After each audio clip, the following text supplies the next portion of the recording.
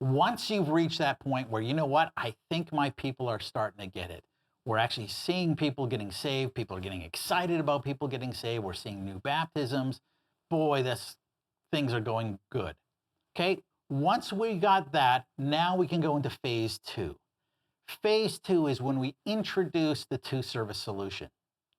So there's several steps to this as well. The first step is to create a sense of urgency. Now, when you try to create urgency for something, you need to understand basic human motivation, that we are disinclined to change anything and get out of our comfort zone unless two things happen. One is pain, that I'm not going to get out of this chair unless it's painful to continue to stay in this chair, or opportunity, that there's something better ahead. And we're going to be using both of these to create a sense of urgency. So just like we use with the saturation gospel, we're going to use saturation messaging about going to two services. So even when you just step onto the stage, you're going to make comments on a pretty regular basis about, wow, it's starting to get pretty full in here. And if it's not full in here, maybe on top of, boy, it's getting really full in that nursery. You could not believe how many babies we had there. Or it's getting full in the Sunday school. Or it's getting full in the youth group. Or it's getting full in the parking lot. People are having to park further and further away. Now, we're not going to put this out there, although it's a pain point that we're sort of highlighting. We're not going to put it out there as somehow this is a curse, that, oh, it's getting too full here, we need to send people away. No, we're going to be very careful. We frame this as a blessing from God. Boy, it's getting full in here. This is the will of God. It's getting really packed out there. God is bringing people to us. So we need to make sure that our people really understand that the growth is part of the mission and the growth is part of a blessing from God, that we're not going to fight the growth, because fighting growth would be fighting God. So we're going to be clear about that. So that's the pain. The opportunity is we're going to start talking about how good things are going to happen when we go to two services. Not only is there going to be a little bit more room in here, but we're going to be able to reach even more people with the gospel. We're going to see even more lives changed. And if you actually did what I said in the phase one and started preaching the gospel, and you're starting to actually see salvations happen, now you're actually going to see people get more and more excited that, yeah, we want to see more of these salvations. We want to hear more of these baptismal testimonies. Okay, so we're going to talk about going to two services as if it's a really good thing, that it's a blessing. So that's how we're going to start to create that sense of urgency that, yeah, we need to do something about the growth that God has given us. Step two, we're going to create a coalition of support. Just like when we created a coalition of the willing when it came to gospel saturation, we're going to create a coalition of support when it comes to two services. And very likely it's going to be the same people. But we're going to recruit them to a vision team. And we're going to use them to promote the second service. And quite frankly, to troubleshoot, to dream and to scheme and to cast vision and to imagine of what it could look like. We're going to build a team of people who are going to do this and promote the two services even when we're not in the room. We're going to equip them to become influencers and promoters. We're going to make sure that in all of our activities, all our small groups, all of the ministries of the church, we're going to have someone there who's a promoter of going to two services.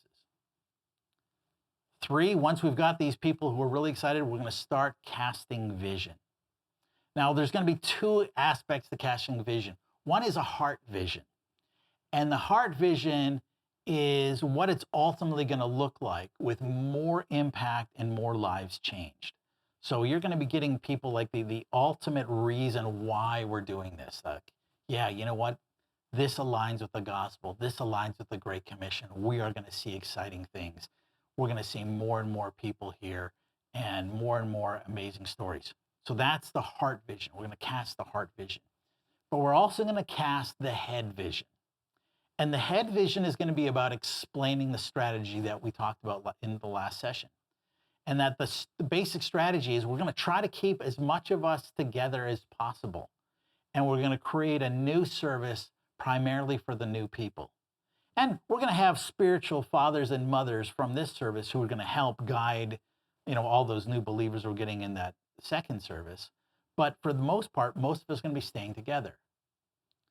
Once again, we're going to be using saturation messaging. We're going to be talking about going to two services and how we're going to two services and why we're going to two services all the time.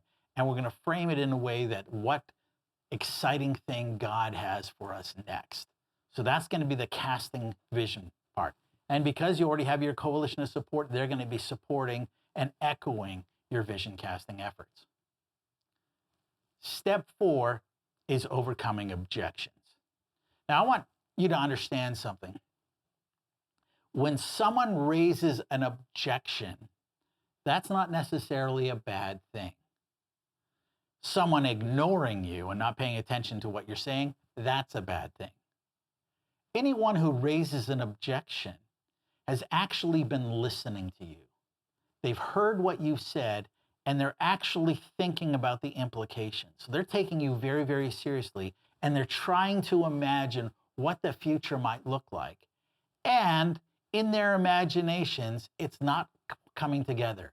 And so when they raise an objection, even though the tone of their voice might be a little bit upset, the reason they're raising the objection is that they see a problem and they need help fixing it. So that's how we're going to understand when people raise objections, is we are going to help them solve a problem because they're coming to us for that help. So the first objection that you're likely going to hear is, but wait, there's still some room in here. That's a very common objection we see. And there's several responses you can have to that objection. One is, yeah, there's room now, but it's not going to be room for long. We have been a growing church. We're seeing more and more people coming. We're seeing more and more salvations. You know what? We're quickly going to be running out of room. 2 is, yeah, there might be room here, but there isn't room in the nursery or the parking lot or the Sunday school class or the youth group. Okay? That someone who sees some room has not been looking at the whole organization. And I guarantee you've got pain points somewhere. You're going to point them to that. Yeah, there's room here, but there's not room there. Third way of responding to, but there's still some room, you can say yes on an ordinary Sunday, but not on a big Sunday. We're no longer able to have big events where we invite lots of people in because we're already pretty full. We can only handle a handful more. So we're not able to adequately receive all the people that God is sending our way. And then lastly, the way we're going to respond to this is we're going to say, yeah, there's some room here, but not for a family of 4. See, what a lot of people don't understand when it comes to that 80% rule is that when a family of visitors come in, and visitors don't often come in alone, they usually come in groups. They're not looking for a seat.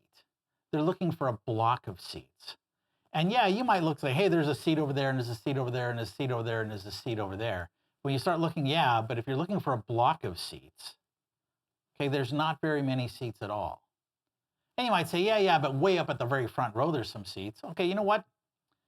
Visitors don't like doing the walk of shame all the way up to the front. I mean, if your regulars don't like sitting in the front row, let me tell you, visitors definitely don't.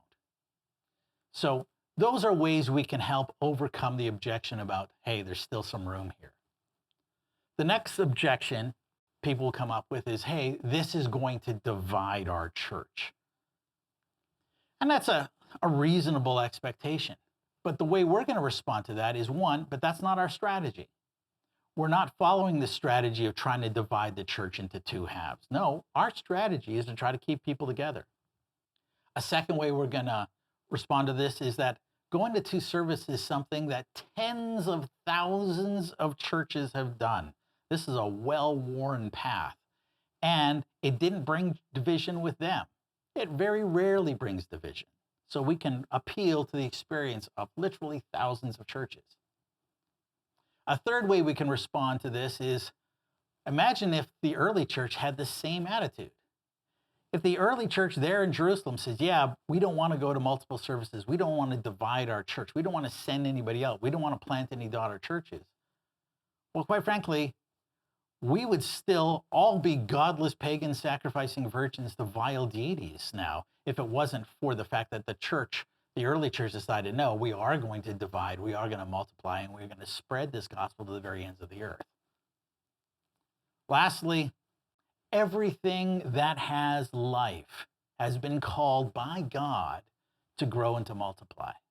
We see that right in Genesis chapter 1, where physically we're supposed to multiply and fill the earth, but also in the Great Commission, where we're supposed to spiritually multiply and fill the earth. Everything that has breath is supposed to grow and multiply. This is what God has called us to do. Another objection is, yeah, but I'll miss my friends. Again, this is a real fear, and quite frankly, it would be devastating for a lot of people if they never saw their friends again. Our response to that is, you'll probably not miss your friends because we're going to keep most of our people together here in the early service. So you're not going to miss too many of your friends.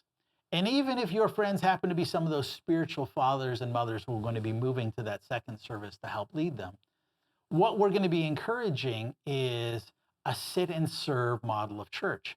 So even though spiritual fathers and mothers, many of them are still going to attend the early service and serve in the later service. And there's a few who'll do vice versa. But you're still going to see many of those people who are very actively involved in the service that you're not attending. Another objection is, yeah, but new people might change things. And we have to be honest with this is, yes, to some extent, that is definitely going to happen. When someone joins your family, they're going to make themselves at home. I mean, that's literally what joining a family is all about. And ask anybody who's had kids or who's gotten married. Like, I remember when I got married, someone joined my family, a wife, and changed everything. Before I got married, I had a man's bachelor pad.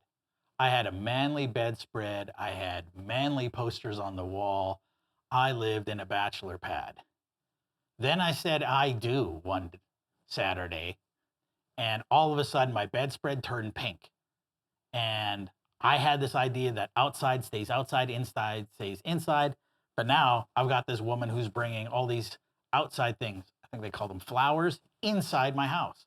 Let me tell you, she had no problem that once she joined my family, she made herself at home. A few years later, we added more people to our family, very, very small and noisy people to our family. And let me tell you, they made themselves at home too.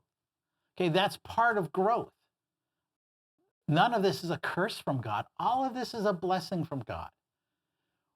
Adding to your family is both a blessing and a command from God, physically and spiritually. So we are going to welcome people who are coming in, and we're going to teach them our values and how to follow Jesus.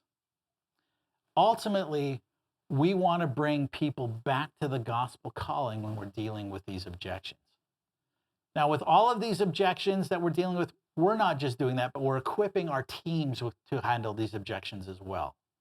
And once our people understand the gospel motivation for why we're doing this, and when they understand the practical motivation that this is the best way to do that, and once you've managed to settle down their fears and overcome their objections, you're going to have a much more willing and much more unified congregation who's standing behind you.